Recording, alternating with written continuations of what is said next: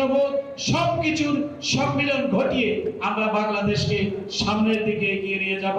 এবং আমি বিশ্বাস করি প্রফেসর মোহাম্মদ ইউনূস, আমি যতটুকু তাকে চিনি, তিনি একজন নির্লোভ ব্যক্তি।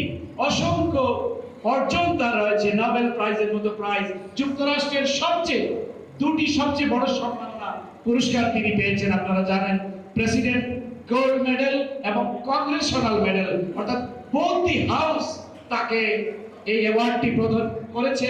এবং আমি বিশ্বাস করি যুক্তরাষ্ট্রের কংগ্রেস অর্থাৎ সিনেট এবং কংগ্রেস বোথ হাউস তাকে বক্তৃতা দেওয়ার জন্য কংগ্রেসে আমন্ত্রণ জানাবে, আমি এটা বিশ্বাস করি। আমি বলছি না, কারণ যেই কংগ্রেসে যদি নেতানিয়াহু তোমরা বক্তৃতা দিতে আমন্ত্রণ করতে পারো, তোমরা যদি নরেন্দ্র মোদীকে আমন্ত্রণ জানাও, why not professor Yunus? I told them, আমি সেটা তাদেরকে বলেছি।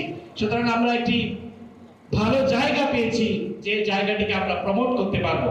আর বাকি যারা আছেন, আমি সকলকে অনুরোধ করব, উপদেষ্টা পরিষদে যারা আছেন তারা অত্যন্ত শ্রদ্ধেয় ব্যক্তিত্ব, তারা তাদের প্রফেশনে অত্যন্ত ভালো দক্ষতার পরিচয় রেখেছেন, কিন্তু আপনাদেরকেও মানুষের পালস কিন্তু রিড করতে জানতে হবে। মানুষের অনুভূতিতে আঘাত দেওয়া যাবে না। এই 15 বছরের দুঃশাসনের বিরুদ্ধে যারা লড়েছে, যারা গুম হয়েছে, খুন হয়েছে, তাদেরকেও আপনাদের অ্যাকাউন্টে নিতে হবে।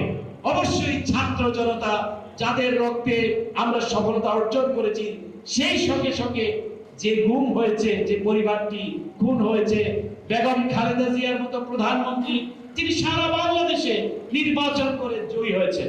অনেক মিডিয়া আমাকে বলে, যখন আমি প্রশ্ন করতাম, বলতো খালেদা জিয়ার সহকারী প্রেস সচিবের প্রশ্নের জবাবে অ্যাডমিরাল কিরবি এটা বলেন। প্রথমত হলো, খালেদা জিয়ার সহকারী প্রেস সচিব হিসেবে আপনি কি সেখানে যেতে পারবেন?